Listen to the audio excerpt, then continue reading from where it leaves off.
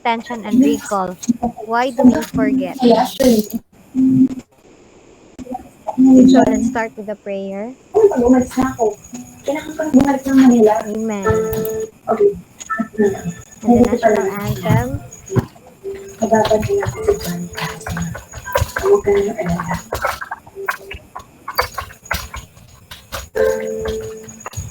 Ganado tayo inom ah. Dahil kayo sa pasama. So hi, I am Alam mo ba na ako Allida yan, pare? Sle and I am Sigurado your yung ganda speaker ng lalaking mo. for today. I am in a third year EV Tuloy, psychology baka natin. student. So let's start with O kaya, hindi ba ako sa'yo ah? Dude, naduduwa. the house rules. Eh, ba't ayaw nung gabihan natin yung gumawa niya So sa'yo? first is for more efficient use of energy and data, the participants can turn off their mic and camera. Second, questions and clarifications will be entertained after the activity. The participants may turn on their mic or use the chat box. The facilitator will give the cue if you are recognized. And third, treat everyone like how you would like to be treated. Ideas. Of course.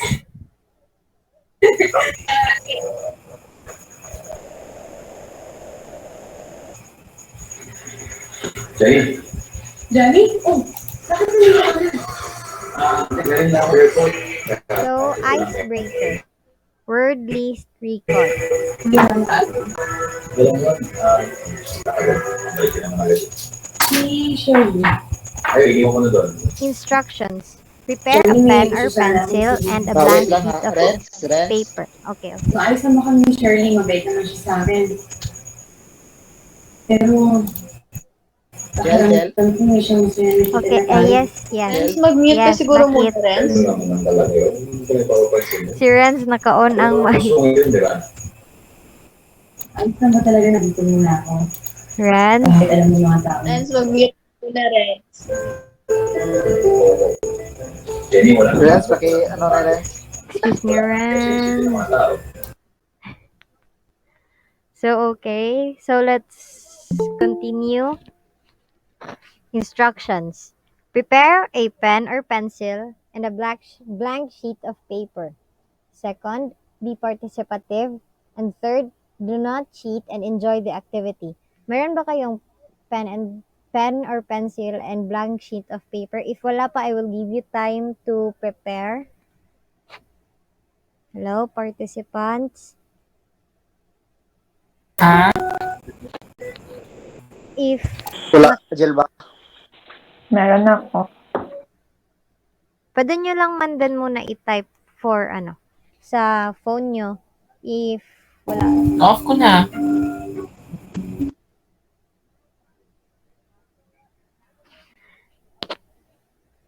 So, I will give you time to prepare for a blank sheet of paper and a pencil. Tell me if naka-prepare na po kayo.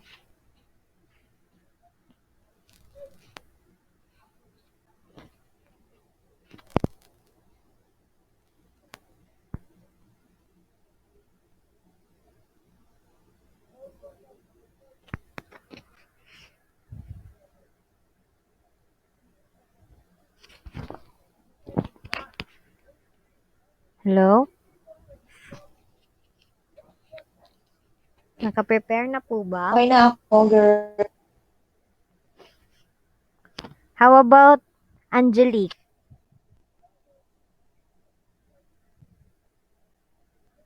Angelique?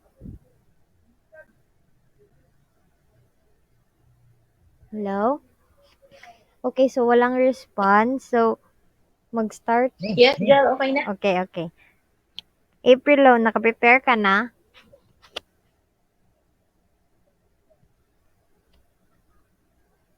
Wala pa Jel. Wait lang Jel. Okay. Si Gals, naka-prepare na. Si Major, tapos na. Renz, naka-prepare ka na? Sige na. Sige, go. Wait lang. Renz? Hello, Renz.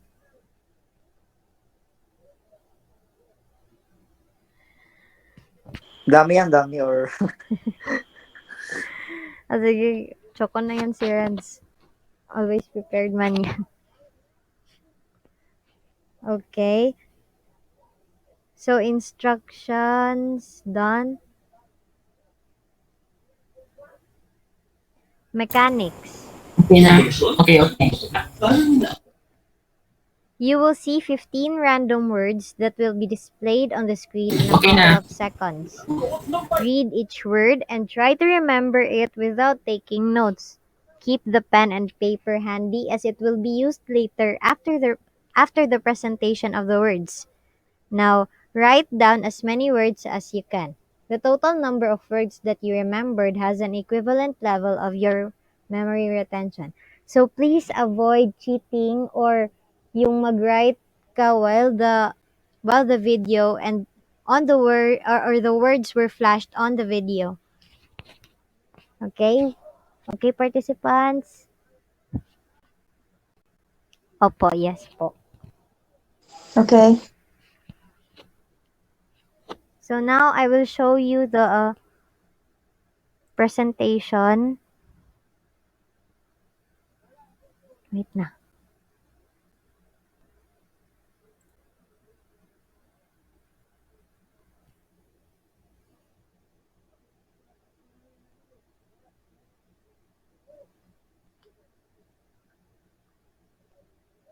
Makita ba?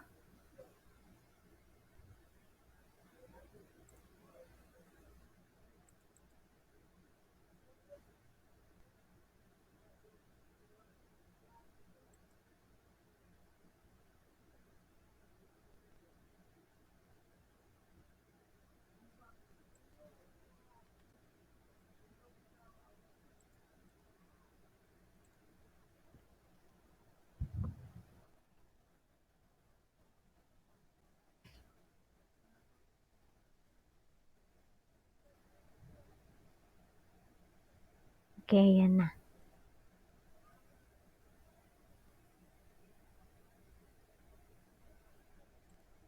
So, hello, ready na ba?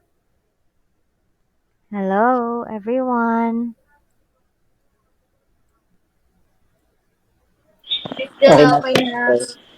Okay, so I will start the video. Madalian lang po talaga siya kasi 1 second lang per interval sa word. So, start.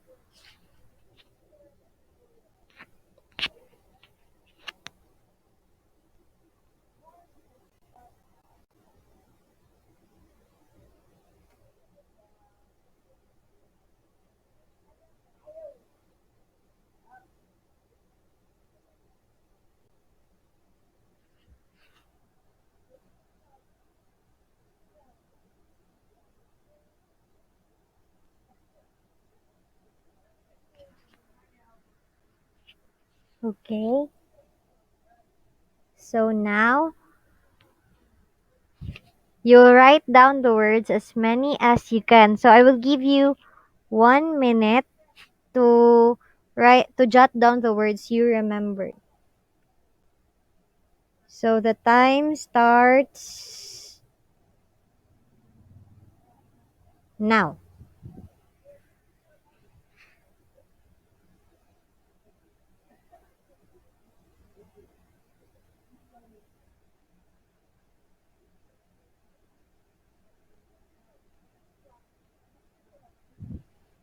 Fifteen seconds has passed.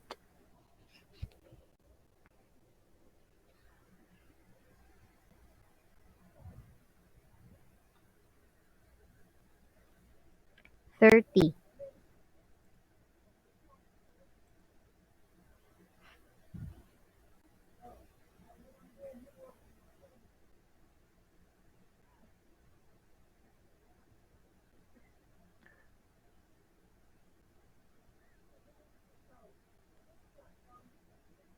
50.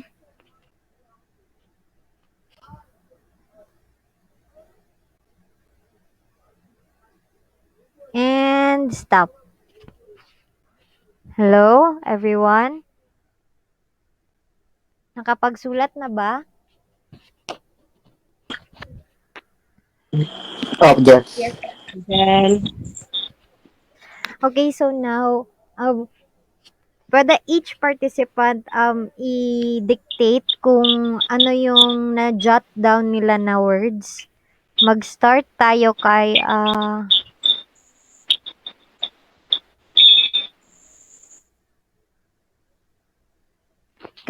Angelique.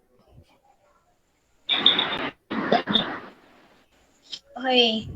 Yung mga na-list down ko na words na na-retain sa memory ko is word na room, and then finger, pan, made, then use, bubble, beef, night, and then clouds.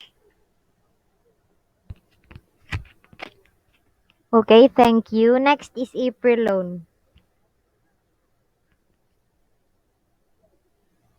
Sa akin is use, clouds, argument, underwear, beef, finger and bubble. Galang. Um, yung na-recall ko lang na words is yung bubble, beef, bedroom, finger, that, at saka jewel. Next is okay. Mayjoy.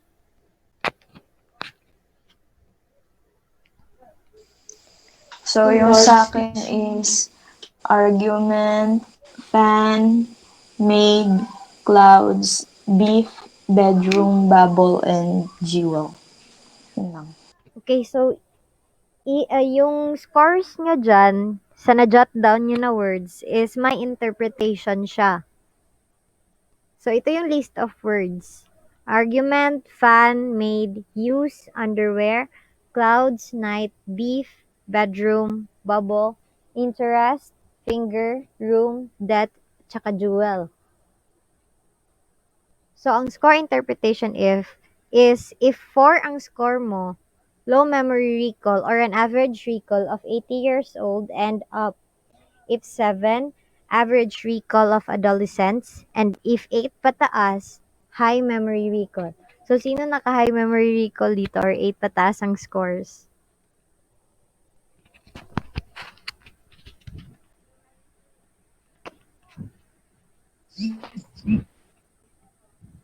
Wala.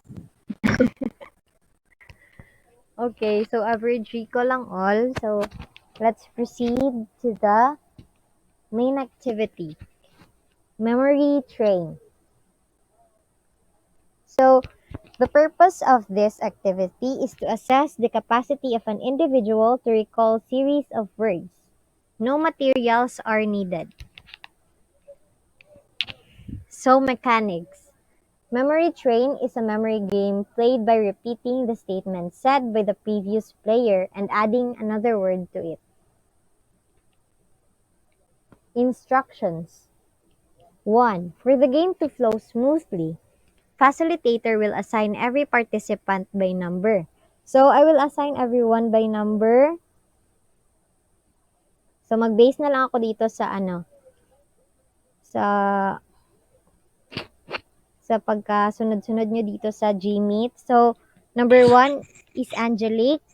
Number 2 is Aprilone. Number 3 is Leia. Number 4 is Mayjoy. And number 5 is Renz.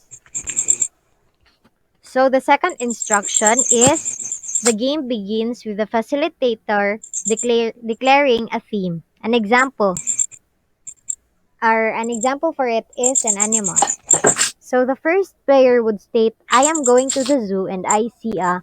So, kunwari, ang example ko na theme is animal. Like, ang first player magsabi na, I am going to the zoo and I see a monkey. Then, the next player would say, I am going to the zoo and I see a monkey and a bird. Then the next player is, I am going to the zoo and I see a monkey, bird, and crocodile. So, ganun siya, pasunod-sunod hanggang sa maghaba yung statement. And the next player will repeat the statement and add another animal to the to the statement. The game continues with every player repeating the previous animals and adding another. If a player makes a mistake in the sequence or forgets an animal, they are eliminated. The winner is a player who is able to repeat the longest phrase. So any questions sa instructions?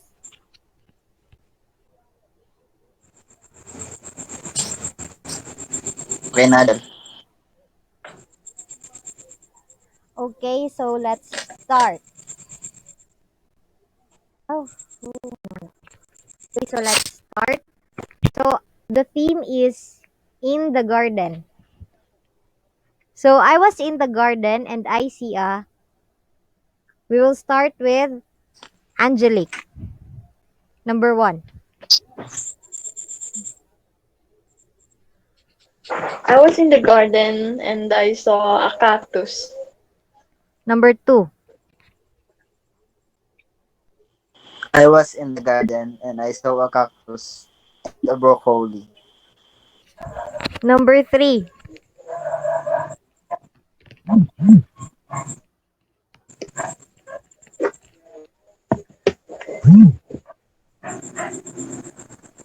Hello, number 3. Gals.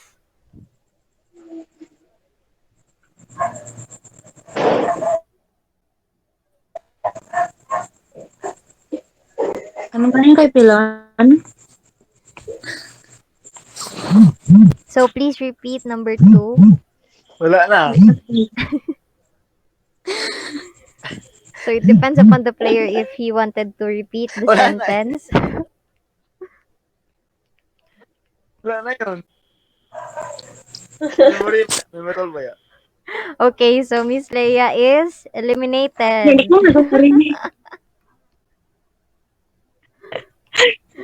I'm sorry, gals. You're eliminated. So let's start with 4 and then 5, then baliktad na naman. Ulit sa 4, then 2, then 1, then 1, 2, 4, 5. Ganyan ang sequence.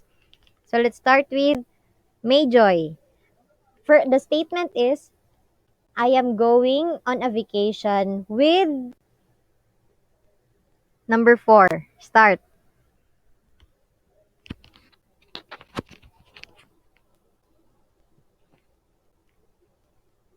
I Nag-vacation. am going on a vacation with my father. Number 5. I am going in the vacation with my family and pet. Number 1. Ay, number Wala 4. na. Bakit? Okay. Wala na Ren, yun eh. you're wrong. I am going on a vacation po yun. I'm sorry, Ren. Okay. So, tatlo na lang kayo naiwan, di ba? To make this more challenging, kasi parang easy-easy lang siya, I will give a theme na lang, then you will decide a random word or statement na idugtong-dugtong na. So the first person will provide the first statement and I will only provide the theme itself. So the theme is romance. I will start with number 1, Angelique.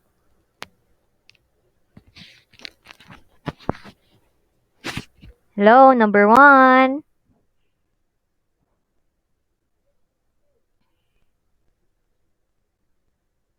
Hello, number 1. Can you still hear me, everyone? Yes, Jella. Romance, my own definition of love is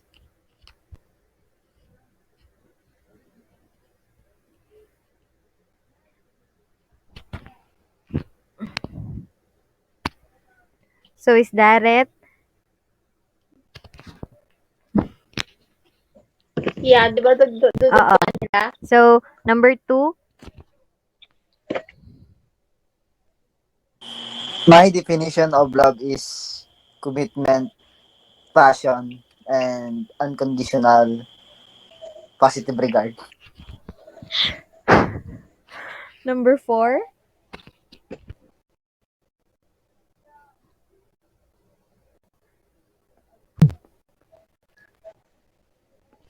Hello, number 4.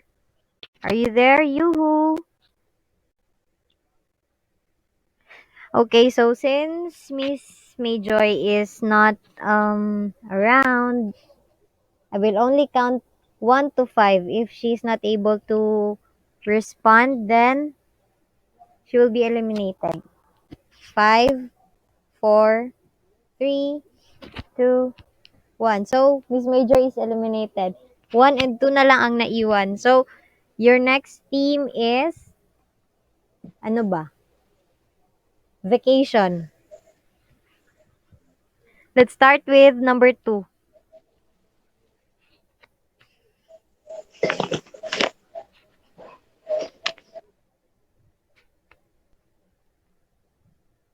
Number 2. I will go to Vienna and visit. See. I will go to Vienna and visit the office of Sigmund Freud. Number 1. I will go to Vienna and visit Simon Freud and ask for his signature. Number 1 ulit.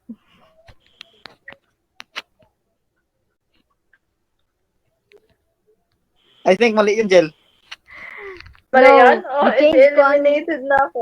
mali. Kasi sabi ko pa, I, I will go to Vienna and visit the office. Ah. Office of Wala, Sigmund. wala akong office, so eliminated na ako. Okay. So, Miss Angelica already declared defeat. So, the winner is Aprilon. Yay! Congrats! Let's give him a round of applause kasi wala akong May papremyo. premyo. Okay, may papremyo ako 50 Sige, no 50 problem, no coins problem. na Shopee coins. Baka may Shopee ka dyan, Aprilon. Okay, so send me your number and I will give I you never the know that. ano. Anong Shopee? Wala akong ganyan. Ano yan? Oo na, send mo na number mo. I will give you the 50 pesos load. No, okay lang. Thank you, thank you. Okay, so processing questions. How was the activity? Any volunteer?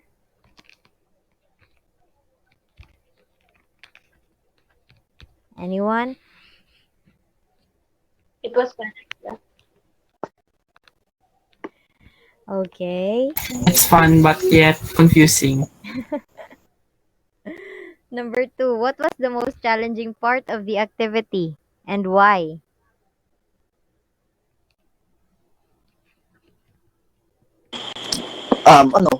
For me, yung, ano, yung dadagdagan mo yung data na ipaprocess ng short-term memory mo. Yun para sa akin ang mahirap. Okay. Number 3, what did you learn from this activity?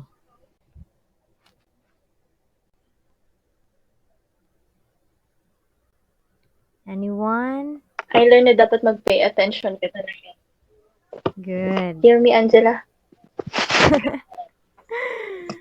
So, last question, why does it matter to you or anyone else that you did this activity?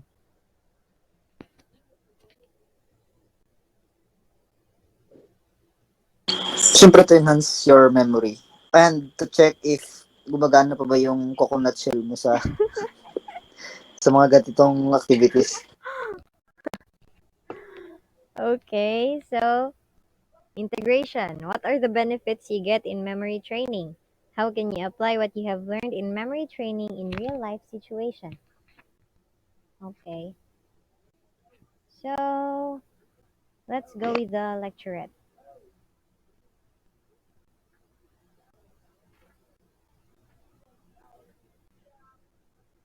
So, what is forgetting? Forgetting is the loss or change in information that was previously stored in short-term or long-term memory. So, it can occur suddenly or mag-occur lang siya gradually in time na good if you're old na like that. So, forgetting usually is the most common cause of the Inability to retrieve a memory is one of the most common causes of forgetting. One possible explanation of retrieval failure is the decay theory. So the decay theory suggests that over time, these memory traces begin to fade and disappear. So if the information is not retrieved and rehearsed, it will eventually be lost. So how long do memories last? Short-term memories are a bit longer and last about 20 to 30 seconds. Some memories are capable of enduring much longer, lasting days, weeks, months, or even decades. This is called long-term memory. This will be further explained by the model of memory. So the stage model of memory is often used to explain the basic structure and function of memory and initially proposed in 1968 by Richard Atkinson and Richard Schifrin. So the theory outlines three separate stages of memory, which is sensory memory, short-term memory, and long-term memory. So sensory memory is the earliest stage of memory. So during this stage, sensory information from the environment is stored for a very brief period of time. So usually, magstay lang siya sa memory natin for 3 to 4 seconds. And short-term memory. Short-term memory, also known as active memory, is the information we are currently aware of or thinking about. So in Freudian psychology, this memory would be referred to as the conscious mind. So paying attention to sensory memories generates information in short-term memory. While many of our short-term memories are quickly forgotten, attending to this information allows it to continue to the next stage, which is the long-term memory.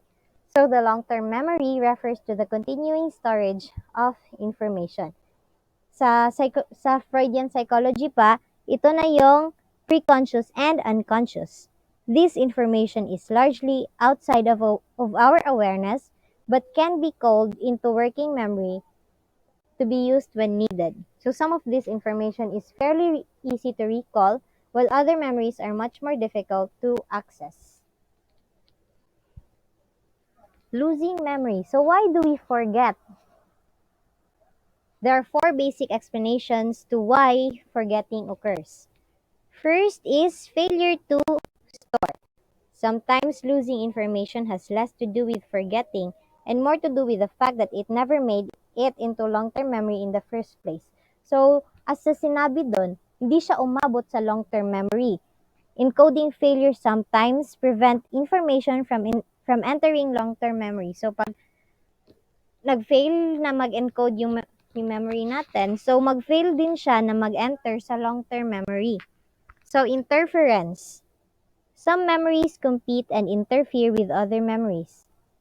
When information is very similar to other information that was previously stored in memory, interference is more likely to occur. So, sinabi doon, pag mag-interfere ang memory and ang other memory, so mag-ano talaga siya, so forgetting occurs talaga. So, the next one is motivated forgetting. Sometimes, we may actively work to forget memories, especially those of traumatic or disturbing events or experiences. So, there are two basic forms of motivated forgetting, which are suppression and repression. So, we are familiar with this, di ba? Suppression is a conscious form of forgetting, while repression is the unconscious form of forgetting. Lastly, the retrieval failure. The retrieval failure. So, the inability to retrieve a memory is one of the most common causes of forgetting, as what said nung previous na slide. So, retrieval failure is the failure to recall a memory due to missing stimuli or cues that were present at the time the memory was encoded. So, wrap up activity. Hello guys, wrap up na tayo. To encourage participants to reflect on the material they have learned during the class period, and this will help to find a way for each participant to organize this new information. Each participant will do the 10 fingers. So, 10 fingers. Ask each participant to see if they can remember 10 points about the information they have just learned. Relating an idea to a specific finger will help recall at a later time. So, sino hindi nakaintindi? Any clarification sa instruction? Hello? Everyone? Okay na, Jor. So, let's start with Miss Okay na. Angelique. 10 fingers. Let's do the wrap up. Hello? Okay. So, marinig mo ako, Angela? Yes po. Yes, Angelique. Huwag ka natampo. Char. Okay, okay. Hindi na ako galit. So anyway, 10 fingers para sa 10 na natutunan ko in this activity is that na-learn ko yung about sa long-term memory, short-term memory, sensory, and then, ano pa ba? Sensory memory, yung about sa for basic explanation bakit tayo nakakalimot. It's failure to store, interference, motivated forgetting, and failure of retrieval or failure to retrieve. And then, ano pa ba?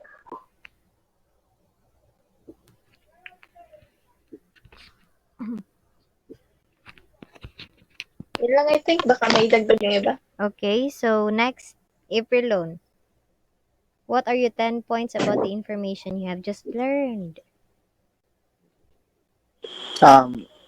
First is short-term memory. Okay. Why we forget, syempre. Okay. And long-term memory, repression, consciousness, unconscious, Freudian analytic, Freudian psychoanalysis, failure to retrieve, interference, uh, yun ata. Okay, so lastly, Yun lang ata. Renz. Opo, thank you. Renz, what are your I think 10 nabigay points? naman nila yung mga points nun na ibibigay ko. Sorry naman, oo na. Sige na nga, okay. Mahina kasi math ko. Opo, understandable. So, thank you everyone. That would be all. Ah, Thank you for participating.